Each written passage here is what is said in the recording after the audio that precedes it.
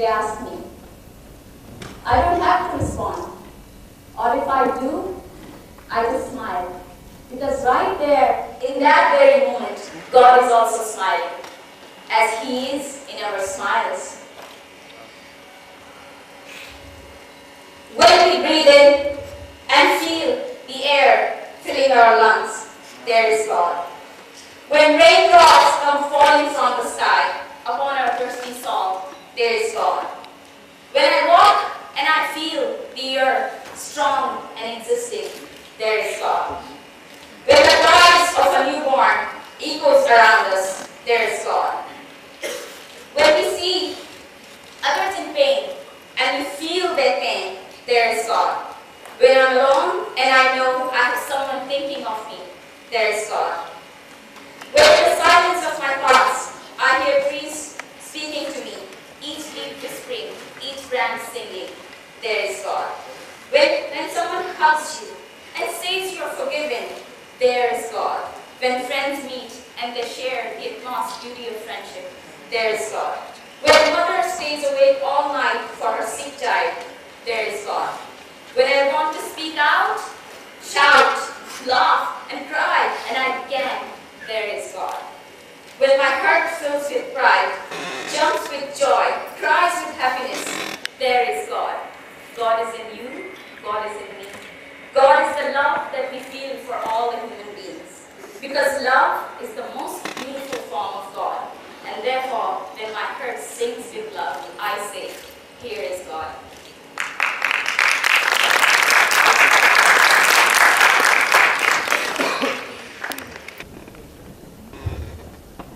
I love to compose poetry. I used to do it to sleep, but I usually now do it to tell stories, as I love to tell stories. So today I'm going to start my talk by telling you all a story. It's a story about a little girl. She was from a small village in Balochistan. She was married when she was 9 years old. She was actually exchanged into marriage in a family she knew nothing about. But something lucky happened to her in her life. The guy who she was married to was actually a 17-year-old boy. He was in school. He refused to marry, but he was forced into marriage as well. As if this was an exchange marriage, and exchange marriages are usually forced marriages. Now something even more amazing happened, that when this guy was in university, he went to an educated environment. He used to go to school. I mean, there were times when he would wake up in the morning early to catch the early bus because there was no school in his village, and he would have to go to the school in a city which was about 1.5 hours far away from his village. But for a university, he started to live in a hostel. He was surrounded by educated students and even educated girls. He started to think that, why don't I marry second time? Why don't I marry an educated girl and live a really different life? In these wishes for his own life, he suddenly started to think about the girl that was back home. The girl who had never seen in school. Then he decided in those times that he would go back and educate that girl and make her someone as these girls in this university. And he did that. One day he went home with loads of books, and he carried those books and started educating that girl. And that girl now speaks Urdu, English, reads books, and reads all the novels that she can, because she loves to read and she loves to feel that she is educated finally.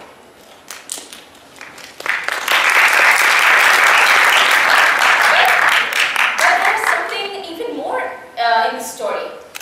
The girl actually, within 2 years of their marriage, girl said, on the birth of her first child, girl said that I'm going to make a big demand from you to her husband. And her husband, which usually in a very small village never listened to their wives, this was a really rare time. When this girl was demanding something and husband was listening, he said, yes, maybe I can. Because after education, giving education to a girl, which is something beyond possible, this was another possible demand. This would be a possible demand. So this girl said, let's move from here.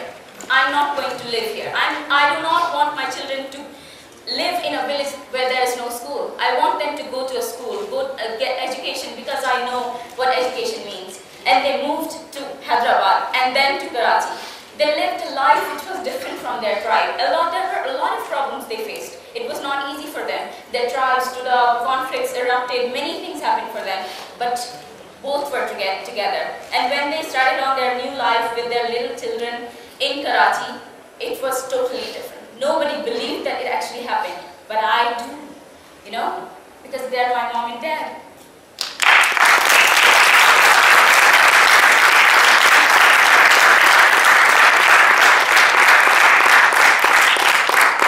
My parents did something to me that maybe very, very rare parents would do. Maybe very fortunate stories would be like this. There would be no such intention, no such possibility of someone doing something that my parents did for me. As I grew up, I started to feel there was a difference. In my life and in the life of my cousins, in the life of those girls in my community that had nothing, I had all that I needed.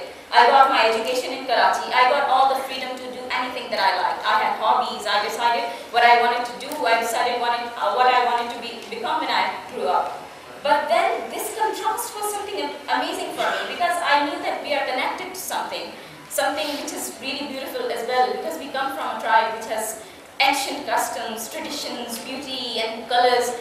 That's why my parents actually did something else for us as well. They kept us connected with these traditions. They would take us away to these villages to where we belong, and we would have a house where we live in these villages.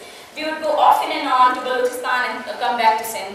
And that is in those moments that when I saw that there are many cultures, many beautiful, beautiful traditions that we are surrounded with. In fact, there are many colors that actually complete our life. Without that, we would feel like there's nothing, no fun at all in our life. And then when I started to finding about these traditions, I started to think that how am I going to live in these traditions? Because I feel like I'm apart. Because whenever I went there, I felt myself an alien in between those girls. They would have nothing, and no decision would be thought as important as mine. And this thought actually led me to realize that I have to find out more. What's there? What's causing this difference? And I realized that in those traditions, there are some traditions which are not good. And these girls are living under those traditions. Traditions like exchange marriages, child marriages, and honor killings. And when I found out about these traditions when I was 16 years old, I said, wow, this is something I never realized that this would happen. Because I thought that my traditions that I belong to, Pakistan is full of colors. Why would there be a custom that actually declares that a girl should be killed because she's suspected of having a relationship with someone? And so I said, I had many questions to myself, many questions to everybody. Why was I given, all the opportunities? Why was I given blessed with everything in my life, and none of my girls in my community had all these things? And these questions actually had no answer at all. Until when I was 16, I realized that I had to do something to answer these questions. I started with something really small. The poem that I read, I started by writing poetry. I started by writing about the girls that I heard were killed in the name of honor. I started writing, being that girl in that story, and started to read that in many events. I would go to different events and start reading these poems so that people would know. But that not being enough, I started going door to door in different houses in my community, and found that there are 4 and 5 more girls who want to do the same thing as well, which was fortunate for me. And then we started a campaign called Wake Up Campaign Against Honor Killing. This was the time of 2007 when this campaign was launched, and we found out that there is something called Facebook as well, which we can use and get more people to be a part of the campaign as well. And so this campaign was launched, and we eventually had hundreds of people from Pakistan, 3,000 people from all over the world who were together with us. We would send reports, we would get reports from them what was happening about the murders, about exchange marriages, about violence that was customary. So these things happened, but in those times there was something missing in what we were doing. We were working really hard, we were struggling really hard, but something that actually never was seen, that right when I go back to my village, I see that the girls in my community are living the same life. struggling so hard for 2 years. All my team, we were 13 people and we were working so hard on this, but no one, none of the lives were changed. No one was like, oh, we don't even know there is a campaign like that. We would bang our heads and they would never know about that. And they would be beaten like they were beaten all day, every day. And they would, be cursed and they would face all the violence that they were to face. But until this realization happened, that there was something else that happened as well. In those communities that we were working in, there were some people who tried to, create an opposition to our campaign. And there were certain issues that were created that we were actually bringing un-Islamic behavior in the communities. And to face that, we had to do a lot of effort, but that was something different because these people who were against us were really powerful. I might not be able to mention a lot of that, but we failed. Everything ended. In those years, everything ended for with a campaign against honor killing, and we were to stop where we were. All of those people together from all around the world, there was nothing left of the campaign. And we started to think about why of the failure. Why did we fail in this campaign? We were working so hard. We had all those support. We had media supporting us. We had all those people supporting us. Then we found out that there were two things that we did not do. There were two things that we were doing those two things, and that was causing the failure in the campaign. First is we were standing, against people's values, something that they had close to their hearts. And they were like, they would believe of these customs as something that would follow and worship all their lives. And we were like, oh, end these customs right now, and we demand something else. And the second thing that we did was we never included the women we were fighting for. The communities where we were working in, those villages, those women in the villages, we never actually included them in our campaign. And that's what we thought that was causing the failure. But after realizing the failures, we were not going to sit down and wait for things to happen. We brought the team together, and all those amazing team that I had with me, we started to think about what we can do now. And when a person actually fails and gets really kicked in his stomach and falls down on the earth, he does not think like, oh, I have to cry or something like that. He will think that, let me do something different this time. And we were trying to do something different. We went back to the communities, we talked to them, and we said that, let's promote your traditions. We've been doing wrong, we've been going against you, let's promote your traditions. We've got all the funds that you need, we've got all the resources. Why would you be working with us? And there was a big yes to that strategy.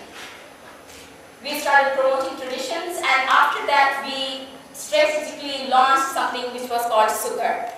Sughar means skilled and confident women. We were to target women inside the villages and let them know that they had all the skills that was needed to bring out the leadership inside them. Sughar has a really strong model that I would like to explain to all of you. In Sughar, we go to one village, we mobilize the men, first men, all their tribal leaders, and then we mobilize the women. We tell them that what we are going to do together, how we are going to do it, and after that we tell them that we are going to promote traditions. But to promote traditions, we would have to establish a certain center that would be called Sughar Center, where 30 women from all the village would come for 6 months to get a training, a course cycle which would have three parts in it. One is value addition of embroidery. The embroidery that they make is traditions. We established a center called Sughar Center. In that center, 30 women from the village would come to get a training of 6 months where they would be taught on value addition of traditional embroidery. The embroidery that they make is traditional, and all those stitches they have in their dresses has a story to tell. And let me tell you, when we started looking for these stories, there were some amazing folk stories in each embroidery and each stitch they were making.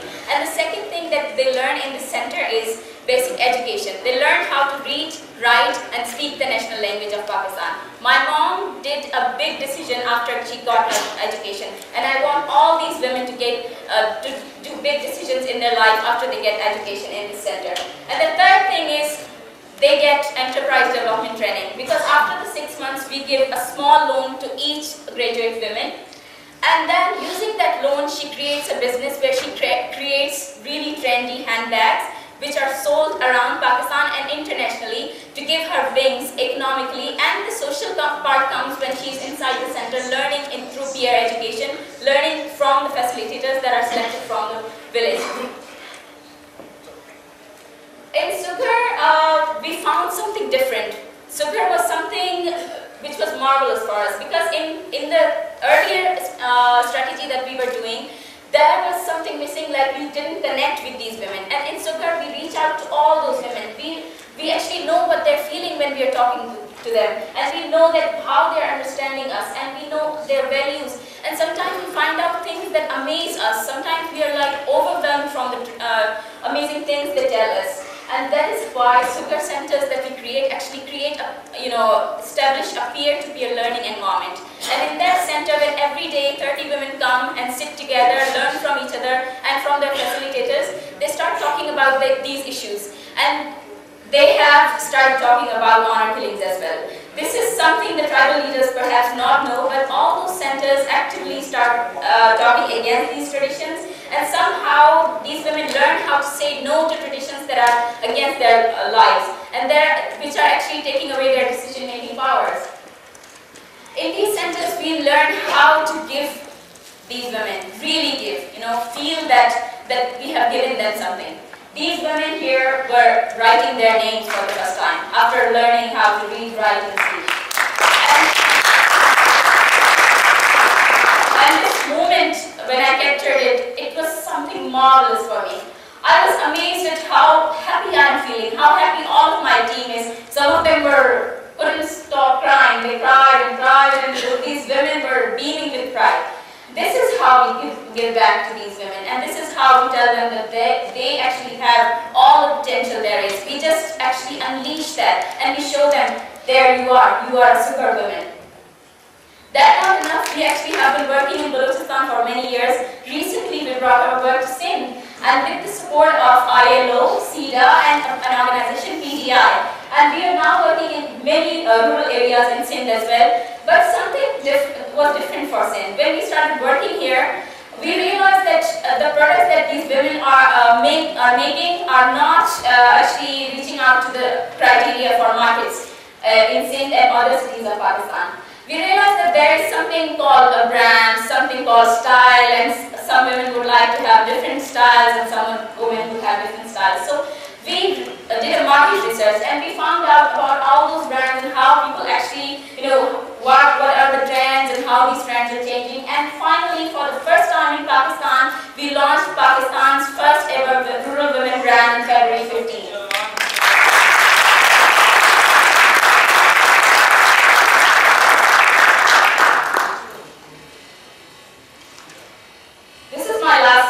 I just put it just to see how happy it makes me feel. I'm sure it will make you all feel happy, because we are not doing a lot. We are not doing the whole universe. We are not the best solution available. But there's something that we see every day.